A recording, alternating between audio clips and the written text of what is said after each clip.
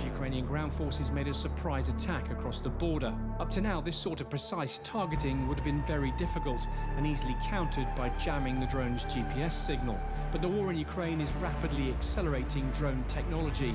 Artificial intelligence, AI, is about to revolutionize how UAVs operate, with the aircraft themselves seeing the battlefield below, navigating their own route, and even visually acquiring particular targets.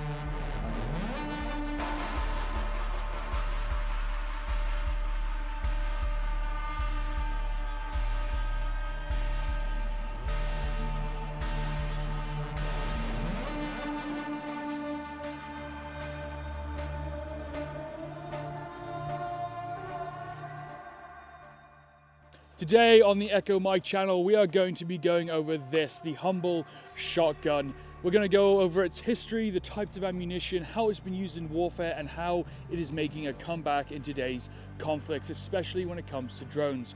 We're going to talk about its uses, its fallbacks, and how you can implement it in a team setting.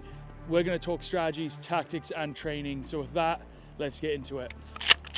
So let's start off by talking a little bit about the history of the shotgun. So the first shotgun was seen or came in 1600s, and that was for a sporting purpose.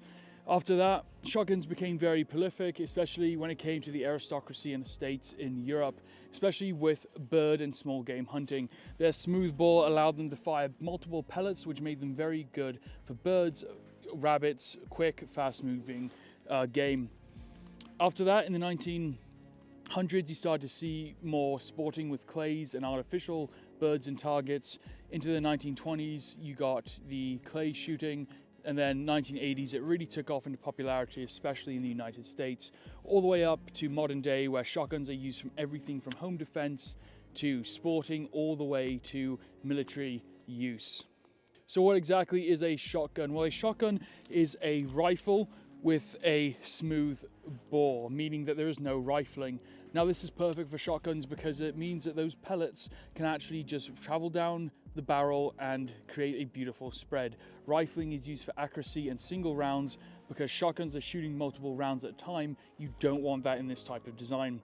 Typically a shotgun will have a stock and will be in a rifle configuration like you see here. Now there are multiple types of shotgun. Quickly put, you have the sporting types, which are your over-under, meaning one barrel is on top of the other, like so. And then you have side-by-side, which is the barrels are put, as it says on the tin, side-by-side. When it comes to modern shotguns, you have the pump action, which you see here, which means with one pump, a round is loaded, chambered, and the firearm is cocked and ready to go. You then have semi-automatic shotguns, which the pumping motion is done by the blowback of the round. Fully automatic shotguns, meaning that they can fire in full auto like a machine gun. You also have bullpup shotguns, meaning the magazine is behind the trigger, unlike in a tube as seen on this Mossberg 500 I have here today. You then also have other sorts of shotgun designs like sawn-offs and specialty shotguns, but today we are going to be covering the semi-automatic and pump action shotguns because those are the most prolific and popular and most common in military use. Now that we understand types of shotguns, a little bit about the history. What are their military applications? Well, shotguns were first really used during the First World War, and that was for trenches where you've got a lot of troops in a tight area, especially favored by the Americans. After that, they were used in the interwar period for minor uses. World War II, they were very popular in the jungles of the Pacific and by use of the US Marines in the island hopping campaign. After that, we go into the post-war period, Cold War, and shotguns still stayed, but they played a very small role, especially in Vietnam and the Korean War. Entering the 70s, we have the start of a rise on terrorism, and shotguns saw a massive comeback with the use of counter-terror units and door breaching. Going into the 80s and 90s, they still saw service all the way into the 2000s with the global war on terror. Shotguns made a massive comeback because of that urban fighting, especially in conflicts and war zones like Fallujah. And that brings us to the modern day, where shotguns are being used in the war in Ukraine, but not for clearing buildings, not for clearing trenches, but for anti-drone use. So why are shotguns being chosen for anti-drone use? Well, that is going to come down to this. That is going to be the types of ammunition. So let's talk about them. Now, when it comes to the types of ammunition that shotgun can have, this is where their purpose comes in. Because of that smooth bore that we mentioned earlier, it means they can shoot multiple pellets, meaning that you have a higher chance of hitting a smaller, fast-moving target like a bird or now a drone with far higher percentage rates. So, shotguns with birdshot are used to take down drones. What is birdshot? Well, birdshot is anywhere from 50 upward of 100 little lead pellets that fly out of the barrel. That creates a very controlled or random spread. I say controlled because you do have something called a choke where we can control the cone pattern of those pellets. But that's not what's important here. What's important is that these weapons can be used to take out birds, and using that spray of pellets, they can be great for drones. Now, with birdshot, we also have buck. Buck is the same principle as bird, utilizing multiple pellets, but they're far larger. So you can get 4 pellets, 8 pellets, 10 pellets. The more pellets in the casing, the smaller the pellets. So you might have 4-shot buck, meaning that there are 4 pellets within that shotgun slug. Moving on from that, getting even larger, we have the slugs. So a slug is simply one solid round that comes out of the front of this thing. That's really good for big game or home defense or door breaching or something of that nature.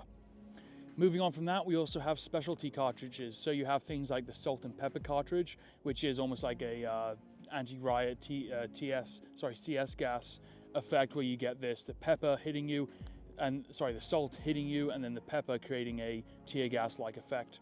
You also have non-lethal ammunition, meaning that this can be used by police and riot teams to deliver a hard-hitting, non-lethal round that will definitely knock you on your feet. You also have funny rounds such as Dragon's Breath, which creates just a shower of sparks and it looks cool, great for celebrations, 4th of July, but not that practical. But what we're concerned about today when it comes to specialty cartridges is going to be the use of what's called Skynet. Now, Skynet is a shotgun shell that actually casts a net, and that net is designed to be used in an anti-drone manner.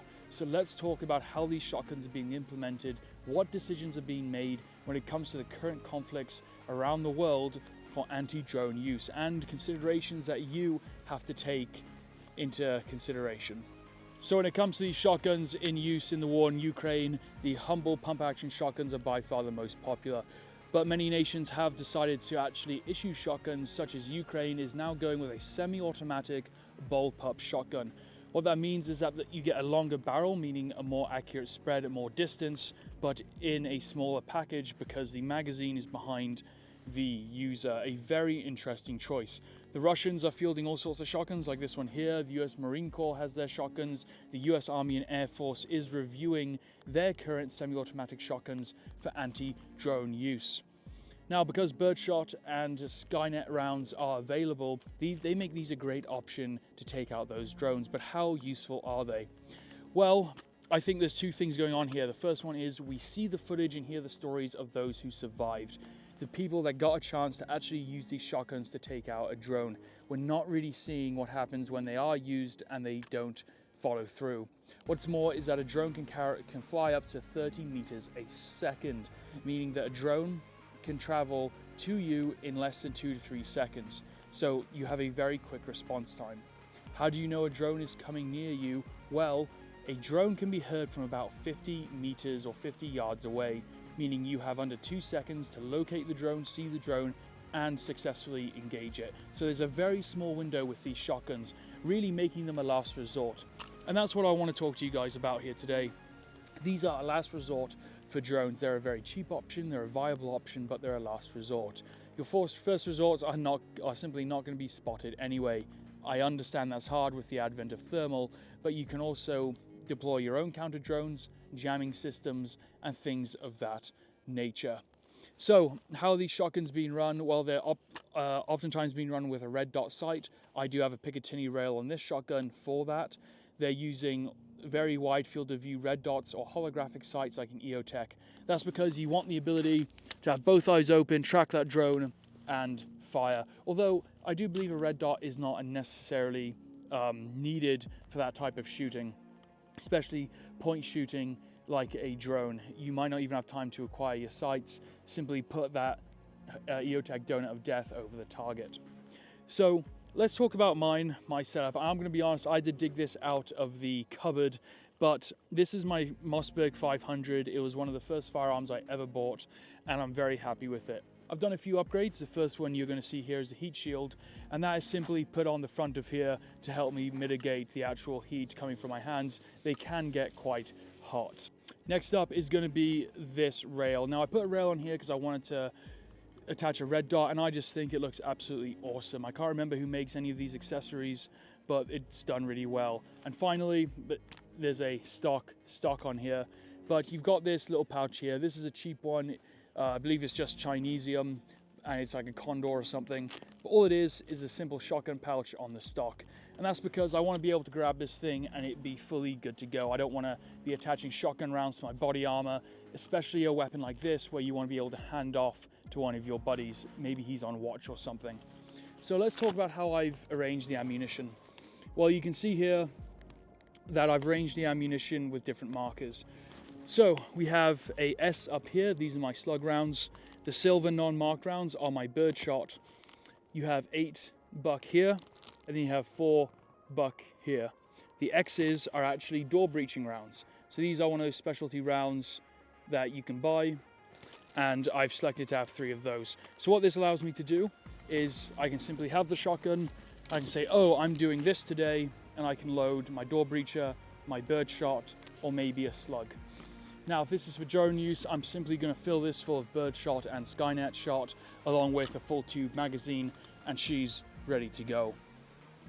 So how are these being used in Ukraine? Well, they're being used as a last resort of troops. Again, there's no other option.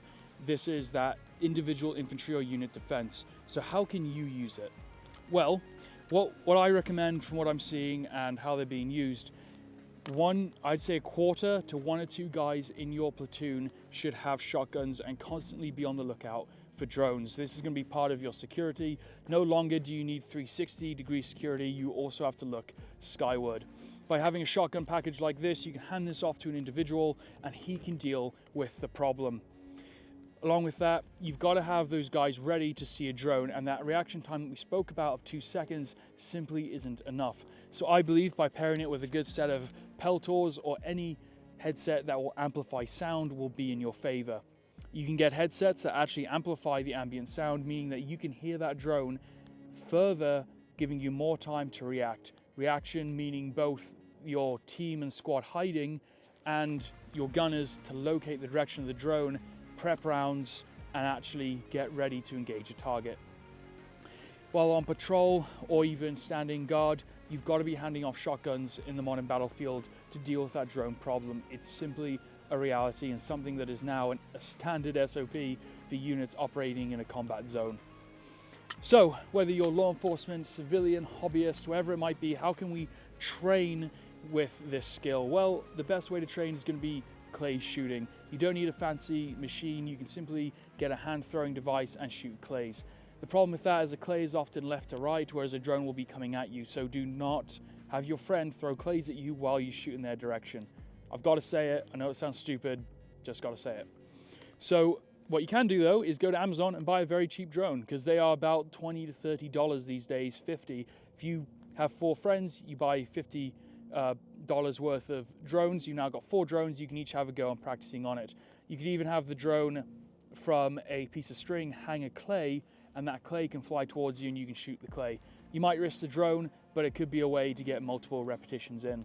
So there's lots of ways to train it, but the moral of the story is unless you train, you're not going to be any good. I recently shot clays with some buddies, and it was a good wake-up call that I need to train more at that clay shooting skill. It's a lot of fun and also has a modern practical use. So with that, guys, go get your friends together, go get your shotguns out, oil them up, and have some fun shooting clays. Guys, I want to thank you for your time. If you want to support the channel, we recently dropped a collection of Echo targets. The Echo training system, that's Enhanced Combat Hostile Outline, is a range of targets that I myself designed. I'm extremely proud of it and cannot wait for those pre-orders to get out to you guys. So if you want to support the channel, go ahead, do yourself a favor, and get these targets that will up your training with a series of drills. So that link will be in the description of this video. But guys, let me know what you think about the shotgun. What are your setups? What do you think? Do you think they're even viable for an anti-drone option? They seem to be doing a good job in Ukraine.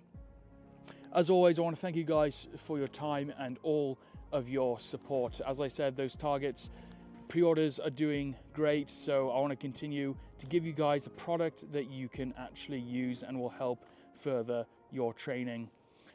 Guys, let me know what you want to see next on the channel. Lots of great, awesome things coming. With that, as always, look after your mates, look after each other, and I'll see you on the next one. So satisfying.